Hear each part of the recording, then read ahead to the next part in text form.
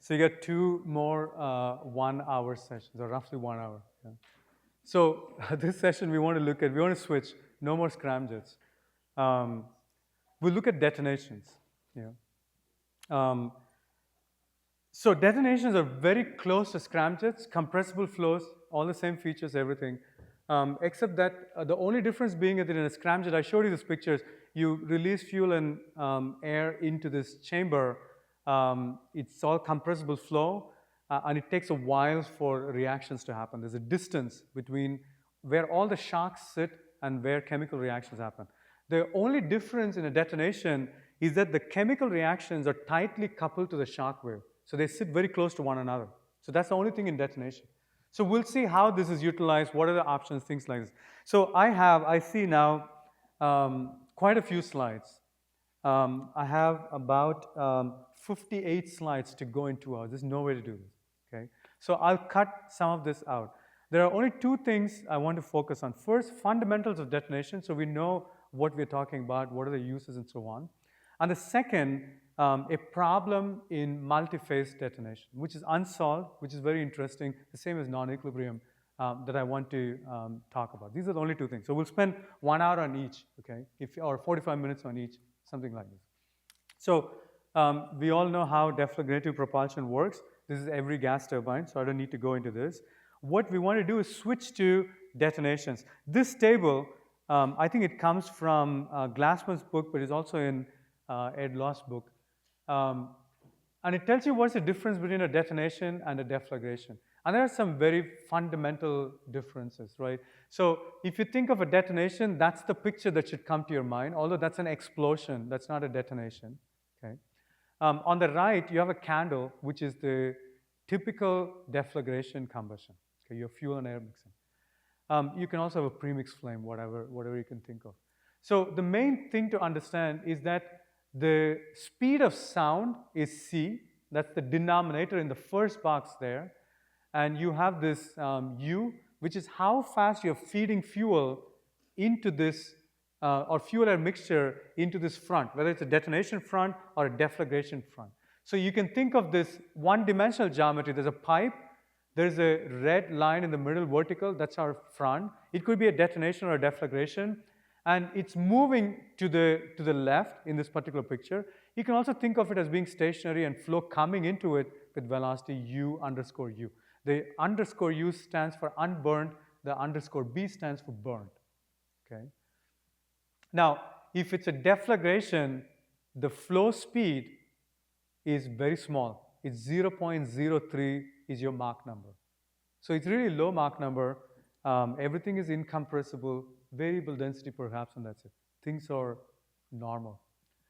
If you go to a detonation, that's completely different. Now you have a Mach number of 5 for that flow, okay, at a minimum, and it can go to like 10 or so, okay. So this is highly compressible supersonic flow that you're feeding into this front, or the detonation itself is moving at supersonic speeds, okay. So if you think about it, a Mach 5 flow is, at room conditions, it's about 1,700 meters per second, or 1.5 to 2 kilometers per second. So in your mind, imagine traveling about 1.2 miles every second, and that's how fast this thing is progressing, right? So this is a very fast moving front, which also means if I fill up a tube that is 1.2 miles long, I can consume all of the fuel air mixture within 1 second, right? So that means all that energy can be released within 1 second. So I can have a very compact combustor compared to what I can do with a deflagration. So that's the main attraction towards using detonations for propulsion applications. The second thing is the pressure ratio. If across a low speed flame, there's really no change in pressure. There can be a slight drop, but that's about it. It's not a very huge drop in pressure. I want to say even across like combustors, the drop in pressure is minimal, although it's critical and you have to minimize it even more. It's not a huge drop. Across a detonation, pressure jumps because it's a shock. So the pressure before the shock is low, pressure after the shock is high, okay? So you have a pressure ratio that can be 13 sometimes up to 55. Okay? So that's a huge jump in pressure. So if you have such a jump in pressure, now you have a high pressure gas. It can be hot or cold, doesn't matter. It's a high pressure gas. You can now expand it and do useful work. So you take a detonation, you use the chemical energy to increase the pressure substantially, and now you can do more work with it. So the idea is that if you do this kind of detonations in a meaningful way, you can get pressure work out of it, which you cannot get from a common deflagration. So this is the other advantage to it. Okay. So these two features we have to keep in mind. Now, the part that's interesting to me is the energy released per unit volume of combustor. We never talk about this. This is not a metric we typically talk about. We always talk about energy released per unit kilogram, like what we did for Q there. That's per kilogram of ethylene or air or things like that. But we don't talk about how much energy is being generated per liter. Okay. Now, steam engines, very low megawatts per liter. So huge engines producing less energy. Okay? And as time goes by, you have internal combustion engines, gas turbines, rocket engines, up to 100 megawatts per liter of the engine for a rocket. But you go to detonation, you have a terawatts per liter. So in a very compact device, you can release a lot of heat. What do you think would be the equivalent for sun? Where do you think it will be on this chart?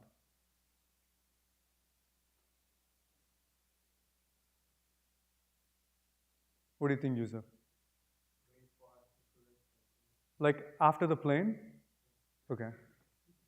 What do you guys think? Sorry? 10 to the power 51 megawatts per liter. Okay.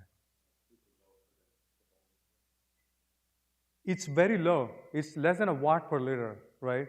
Because the sun is massive. It compensates by just producing very little energy. So nuclear reactions are not common within the sun. It's relatively uncommon. It's just massive, right? And so it's able to produce, it probably produces 10 power 51 megawatts, but not within a liter, right?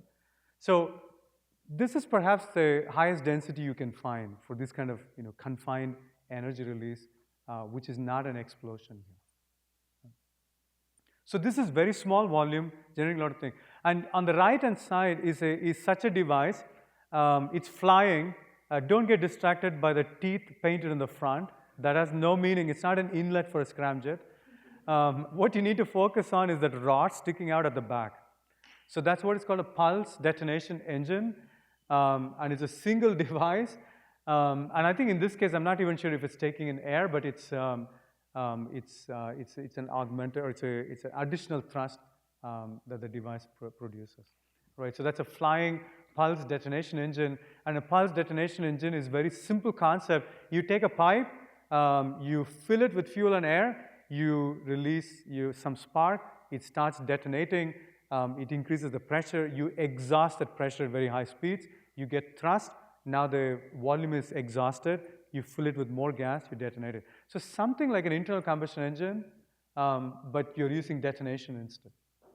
The problem, of course, is that you have to refill the gas every single time, and that takes some finite time. So it's really, so the thrust will be intermittent. You do not want to sit in this plane. It's going to go, shake back and forth, right? So that's the issue. It's an intermittent thrust that's noticeable. It's lower frequency operation. So what's different now is we have this thing called rotating detonation engine. Now, I saw this picture, which is on the top left, about 13 years ago. I was at an AAA meeting, and one of the researchers from Navy Research Lab, Kailashnath, he was giving this talk. And I could not, till the end of the talk, figure out what is rotating in this. I actually thought the engine is rotating, because I'm used to compressors and turbines, and I thought that's what is spinning. The whole thing is spinning. It turns out nothing spins in this. Everything is stationary, okay? So no object is spinning. What is spinning or rotating is the detonation wave. So there is a confined shock wave that's processing fuel and air, But instead of being in the axial direction like a pulse detonation engine, it's moving in the circumferential direction. So we made this, no, we didn't make this movie. There was a graphic artist, I think at Oak Ridge, and she made this for us, and it's probably the easiest way to explain this. So you have fuel and air coming from the bottom, and then you see this passing pulse, that's the detonation wave, and it's, as it goes through, oh, it stops right there, but as it goes through, it consumes that fuel-air mixture, expands it, and pushes it out, okay? So that's the rotating detonation engine concept. So this is the main focus for all the things we talk about now. Now, why is this important? It's the same thing I explained before. Compact heat release, so you can make a tinier engine. So this picture from the top to it comes from Peter Wolanski, who was like a giant in this field of detonation engines. And so he made this picture to show, if you have a conventional gas turbine, it looks like this. And if you look closely, the new RDE-based gas turbine is a little shorter, okay? And you can put this in very different contexts. So you can, if it's a fighter aircraft, you can add augmenters, make it shorter. You can put it on rockets. You can make shapes that are not circular cross-section, which is a big thing. You do not want, in some devices, circular cross-section. You can have star-shaped cross-sections. You can have ovals. So you can wrap your aircraft around with an engine, like not hang it from the wings. So there are many new design options. It opens the design space, okay? So that was the main idea here. So this is, again, a elliptic cross-section from my colleague at Michigan. But for our purposes, at least for my purposes, this is a total nightmare. The detonation engines are perhaps the most complicated physics one can encounter. So this is all the complex physics I can think of. And the supersonic flow, for supersonic aircraft, they contain shocks. There is turbulence. When there is a cross, it means that it has it, which is a bad way of representing it. But I should have a tick mark, but it's actually a cross. There are no reactions in supersonic flow, so it's simpler. If you have hypersonics, typically there's no turbulence because to reach hypersonic flow, you have to be at high enough altitude that the gas density is very low, and so Reynolds numbers are low, so you don't get turbulence there. You can have supernova explosions where you have shocks and you have turbulence, very critical. But the chemistry is very simple. It's nuclear chemistry. It's not as complicated as what Henry current manufactures, right? Aircraft engines have no shocks, hopefully, and they have turbulence and it's complex chemistry. Scramjets have all of this stuff, but the good thing is that in a scramjet, everything is split. So first there are shocks, then there is turbulence, and then there is chemical reaction. So we can split it out. And then you have detonation engines where everything happens everywhere all at once, yeah? And that's the main challenge here. So simulating this is a total nightmare. So we tried, it took many years before you could reliably do these calculations. So I have some basic physics here. We'll go through this just to understand how these things work out. And then I'll show you some examples of how detonations are simulated. So the main thing to remember is that we want to understand why detonations move this fast compared to deflagrations, okay? And detonations and deflagrations are just two different modes of the exact same process. So if you fill a tube with fuel and air, you can either have a detonation or a deflagration. There is no guarantee that you'll have one or the other. You have to force it to become a detonation. But otherwise, you can potentially have only a deflagration. So to do this analysis, you will take a 1D problem like this, do control volume analysis, and you can write equations for this. So if I do this, I'll get equations that look like this. So essentially, across that front, rho times u times cross-sectional area is the mass flux. That's a constant. If you assume that a cross-sectional area does not change, area cancels out. So rho times u is a constant. So essentially, it says mass is conserved, pressure plus rho u squared is conserved, and enthalpy, the total enthalpy, is conserved. So these are three conservation statements. And if you have these three conservation statements, you can from this figure out what speed this wave is going to go into, right? What speed it will go at. So that's the what's called the Rankine-Hugoniot plots. So without explaining the derivation, we have these kinds of plots. So what I have here on the x-axis is 1 over rho. So this is first thing we study in thermodynamics. If you guys took thermodynamics, we don't teach thermodynamics in Michigan, but maybe in other schools you guys learn this stuff. So it's 1 over rho on the x-axis, 1 over density, and pressure is in the y-axis, okay? The gray circle that you find is the initial condition. That's the unburned condition, okay? And if I do anything to this flow, assuming those conservation statements are valid, like heat release or whatever it might be, I will now jump to one of those curves, okay? And each one of those curves is for a different heat release that I have. So if I change the fuel composition, or if I change how much fuel is there, like equivalence ratio, things like that, I will get different Q values, and that will give me all of those parallel curves, okay? Now, if I choose a fuel air mixture and its composition, like what the equivalence ratio is, I get one Q, and so I get one of those lines. That's what I get after this. Not lines, one of those curves, okay? So I have this gray circle, I have one of those curves. What I need to do next is to figure out from that gray circle, which point on that curve am I going to land at, okay? And that tells me what's my pressure and density after you have chemical reactions, detonations or deflagrations. And if you have deflagrations, you will end up at a different point. If you have detonations, you will end up at a different point. Now, we saw this in the table to some level, right? Pressure does not change if you have deflagration. So on this plot, that gray dot is going to go towards the right, where pressure does not change if you have deflagration. If you have detonation, pressure jumps, which means from that gray point, it's going to go up when you have detonation. So it's going to go in two different directions if you have deflagrations or detonations. So that's the main thing to understand. And there is a particular rule that you can use to figure out where this will go, and that leads to this very famous plot, what are called Chapman-Jugay points. So the red line now is one of the Q curves that I plotted, so it's the same curve. The gray dot now became the red dot. That's my initial condition. And that's what is called the origin of the Hugoniot curve, okay? Which does not make sense because the Hugoniot curve does not go through that point. So it's half that point. But I didn't make this name, so this is what it is. Now, if you have detonation, you will reach what is called the upper Chapman-Jugay point, okay? And if you have deflagration, you will move towards the lower Chapman-Jugay point. And that will tell you where you're going to have your post-detonation or deflagration pressure and density. Now, the lower part is less interesting. That's deflagration, all the stuff we saw before, not very interesting right now. What is more interesting is the upper point, which is the upper CJ point, okay?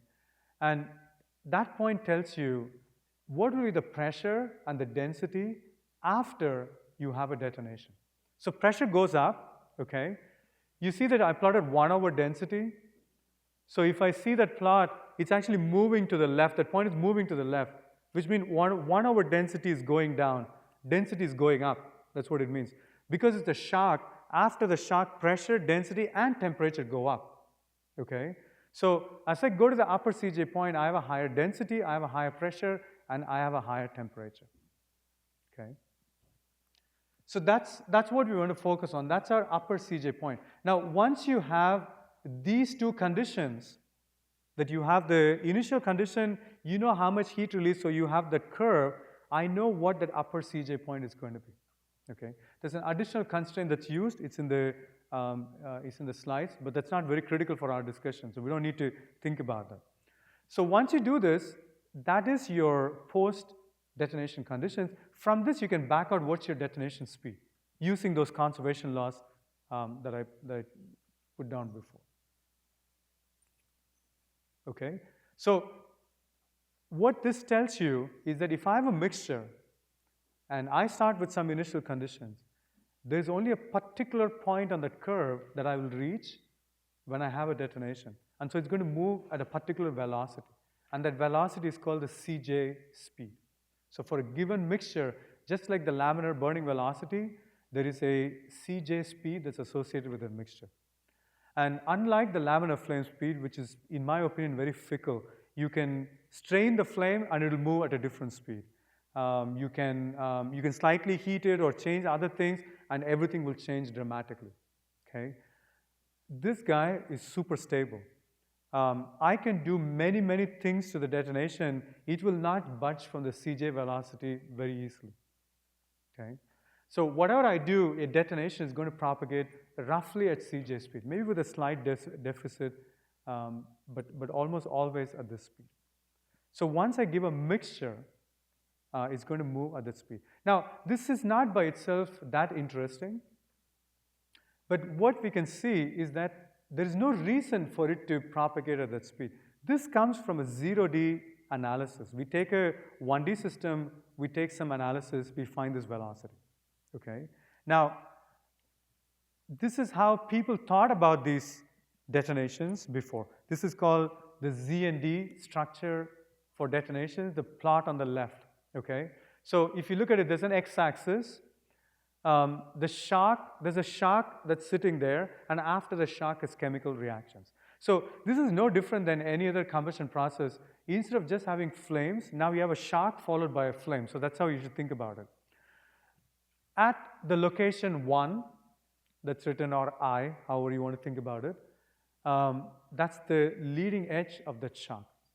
So once you meet the shock, pressure, temperature, and density go up. That's what happens. It goes all the way up to 1 prime, which is the location of the peak pressures and temperatures that you find. Then after that, if you think about the mixture, this fuel air mixture, a shock has passed through, it's compressed the mixture, and it has made it hotter, okay? So which means it's starting to cook. It wants to burn, but then there is an ignition delay time. So the induction zone that you see there, that length, is the time it takes for a CJ speed fluid to pass over in this ignition delay time, computed as the post-shock conditions. Once you pass that induction zone, now heat release starts. Now imagine in this particular case, in a fixed reference frame, the flow is coming in at supersonic speeds. You have a normal shock. The post-shock velocity is subsonic. Yeah? You now add heat to it. What it's going to do is going to choke. It's going to reach Mach 1. Okay? So that's what is happening in the rest of the domain. So you add heat to it, it's going to reach Mach 1 condition. And when you reach Mach 1 condition, that's like a cutoff. So anything after that does not really impact the detonation wave or the shock wave anymore. So now you have a compact region. You have a supersonic flow, there's a shock, Mach number drops in the reference frame of the shock. And then when you add heat, it again goes up and reaches Mach 1, and you have the boundary of your detonation structure. So this is what is called the Z&D structure. It comes after 3 names, Zeldovich, von Neumann, and Doring. And this is how we thought every detonation looked. This is what is called a planar detonation. It turns out this is nothing like how detonations work. Detonations are inherently unstable, and they don't propagate like a shock wave. When we think of a shock wave, we think of a straight line that's moving through. It's never like that. It has very complex instabilities on its surface, and that's how it propagates. So I'll show you a picture or a movie of how it does this. So here, on the left-hand side is the unburnt gases, and then there's a shock where you see this. But you see that it's already not planar. It is sort of, it looks like some curtain. So it's tagged in the middle. It has these bright spots. And when I run it, you'll see what happens to this. So those bright spots move up and down. Now, you have to be a little careful for the reference frame. This thing is moving. What we have done is to freeze the frame so that it's always in the middle. So we have held the shock in the middle, but it's actually moving to the left. And you see these very bright regions, and what I plotted here is density, which is a marker for, let's say, pressure. You get these very bright regions, very high density, that are moving back and forth, okay? So these are what are called triple points. And there are very complex structures that are formed at the detonation wave that actually helps it propagate. So it's not this one-dimensional Z and D structure that makes the detonation propagate. It's some more complex instability-driven propagation. Now, detonations have been studied for a long time. It originates in terms of this theory for let's say, for nuclear weapons or things like that, where the initiator is a detonation process. But those detonations happen in condensed phase, in solid material, things of the nature. And you don't see these kinds of instabilities there. So this is very peculiar and particular to gas phase detonations, where you have these planar instabilities that propagate through. Yeah? And there are a lot of theories as to why detonations are sustained. I'm an impartial observer in this because I did not come up with any of these theories. And I'll tell you, none of them make complete sense. They all look reasonable when you listen to the people who made them explain to you. But beyond that, there are so many holes in them. Okay? But we know that this happens. Both in experiments and in simulations, you see structures like this. But the real explanation for why this propagates is not easy to know. Now, given this complexity, even these structures will still propagate at Cj speed. It's not that they slow down or they slow down and accelerate, none of this stuff. If you look at if you zoom out and look at that front moving, it'll move exactly at Cj speed even for these kinds of flows. So there's something going on here which is difficult to fully reconcile. There's a 0D theory that produces a number based on equilibrium assumptions. This is finite rate chemical kinetics showing all this complex structure, and they both agree almost precisely in number, which never happens with any other calculation. Okay? And we don't know why. And so, if you guys are interested, take a look into it. So this is something to think about. Now, I'll show you other cases where these things happen. So one topic that we care about is what are called oblique detonation waves. So instead of scramjets that operate on high-speed flow and then you slow down ramjet and all this stuff, we think we can build what are called oblique detonation wave engines. And this is a hot topic now. There's a lot of competition amongst countries to build it. Of course, these are all for military applications. And the idea really is that you take the incoming flow in a scramjet, but you don't want to slow it down. You keep it at the same speed. Because when you slow it down, you heat the fluid and there can be other problems, right? And by using a detonation wave that's oblique or like an oblique shock, you try to add the chemical heat release to it and then accelerate the flow. So this is called an oblique detonation wave engine or oblique wave engines. So I'll show some examples of how this looks. There are some cool experiments that are done here which are interesting. So one of them is you fill a tube with fuel-air mixture, and instead of igniting it, you shoot a bullet through it. Okay? Bullets travel at very high speeds, so these are hypersonic projectiles. And as they go through, they form a shock wave. So that's what you see in these pictures. And as they form a shock wave, behind that shock wave, oblique shock wave, you can have chemical reactions, and then you will have a detonation. So the pictures on the right are CFD of situations like this, where the cone is held a constant, it's held at a location, and then you have hypersonic flow flowing over it, and you get these complex structures on the top. Okay, this is from a few years ago actually from Ed Law. I forgot about this, from 2019. Yeah.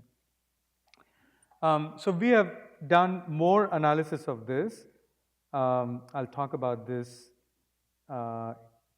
rapidly so we don't spend more time on this.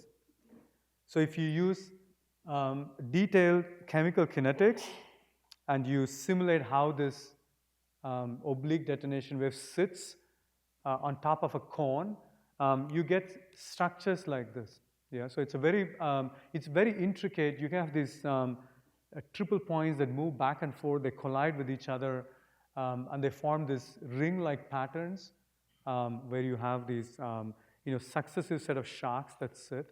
So it's very intricate patterns. But the one thing to remember here is the heat release rate, right? So in a laminar flame, if I plot this heat release rate, that number would be about 10 power 9 is what you will get for that, okay? If you go to a turbulent flame and plot over the region of heat release and somehow normalize it, you might get up to 10 power 10. This is typically what we see. But here you see that you get up to 10 power 14, but much of it is at 10 power 13. which is a very high localized heat release rate. So that's the advantage for having systems that look like this. Okay. So this is what we have for the detonation theory. So I want to take this and I want to go now back to what we have for detonation engines. Okay. So the idea is that we want to use detonations because it involves this pressure jump. And once you have this pressure jump, you can use it to do more work. That's the idea. And also you can have very compact devices. So these are many such devices. And it's very interesting. I've done gas turbine research for a long time, like 20 years or so. And gas turbines are always the same. They look cylindrical. Sometimes they're a little bit elliptical, but it's very rare. They're mostly purely cylindrical devices. They have vanes and other complexities, but that's about it. But you can have very complicated systems here. So the one on the bottom is the most interesting to me. It's hard to tell how this thing actually functions from looking at the picture. There's an equivalent system at Purdue University. Yeah, it's called drone. That's the drone. You're from Purdue, right? Yeah, okay. From drone. I'm just randomly pointing to people. But it's called drone. So and theirs is even more puzzling. So I'll explain this first, and I'll tell what happens to their facility. So you see like this there's this South American like musical instrument, like pan flute. Do you guys know what pan flute is? Like you play it like this, and it's a it has like single holes in it, and it's actually beautiful. It sounds very, very beautiful. So it's a good instrument. And this looks like a pan flute. Okay. So you have this rectangular device. At the bottom of the rectangular device is fuel-air mixture coming in, and it's a rectangle like this, and the fuel-air mixture are coming from the bottom, and the flow goes through. Now you would not think anything about it. You will think things come through, they will burn. It will look like many flames are there. If you look at a gas burner, like a stove, you have many tiny burners there. It's similar to that, but it's just all lined up in one direction. Okay. And then there are two end walls, okay?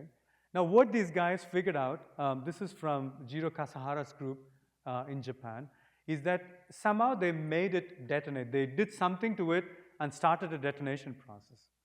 And what happened to the detonation is interesting. So the pan flute sits like this. The things are all coming from the bottom, small pipes jutting out, flow coming in.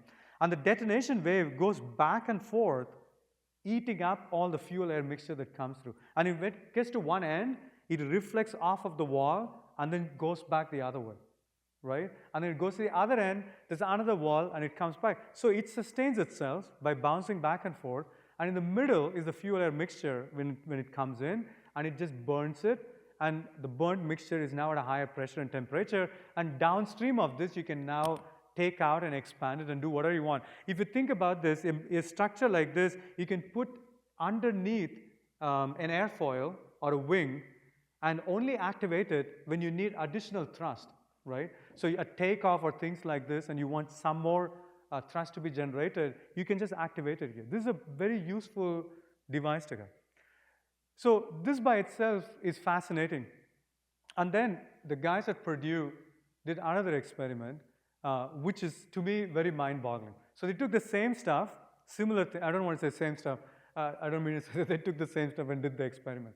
They came up with a similar device, which they call drone. I don't know what it stands for, but they're very good at coming with acronyms. So it's an acronym. And it looks like this. But one wall is missing. So at one end of the device, there is no wall. So one end, there is a wall. The other end, there is no wall. Okay, so still stuff comes in, and they set it up. Detonation wave sets up. It hits one wall, goes to the other end, and you would think, okay, that's the end of the experiment. But what happens is something reflects back between the interface, the outlet, and the air outside, and that starts another detonation, and it sustains itself. So in this case, there's a wall here. It's like an L section. There's a wall here. There's flow coming from the bottom. Top is open, right-hand side is open, which is very puzzling, okay? So we have simulations of this. We know now how that works, but at that time when we saw this, It was not clear. In fact, Carson Slaber, who did this experiment, I did not have the evidence for this, so you should talk to him about this. I think he even removed the other wall, and it still would keep going back and forth. But then I don't remember if I saw this or I'm just imagining this. I do not know, okay? But you should talk to him. It's a very fascinating experiment. So you can build engines like this. Is a long story for that part. So if you can imagine, emerging high-speed systems don't have to look like conventional aircraft. You can have very different kinds of aircraft, like blended, the wings blended with the body, things like this. And the main goal is, where do you put your propulsion system? And now if you have a propulsion system that's not shape constrained, you have a lot more options to do this stuff. Right? So that's the main advantage here. So people have studied many different things. I think the one from Han at the top, this paper might not have it, but I think that group has done also a star-shaped objects for the cross-section and things like that. So it's interesting. And you can put it inside ramjets or scramjets also and do other stuff. So what we want to learn is only the physics of this. So I'll go to this stuff. It's 4:05. I'll take like 5 minutes to explain this. We'll take a break. We'll come back, and then we'll finish off with one more talk. Yeah? So our goal is to make these kind of detonation engines work. Not like drone. To me, like drone or that kind of linear systems, they are more exotic. But in a more common way, even if it's circular, but it's like a annular system. It's not a bulk volume system. That still provides a lot of advantage.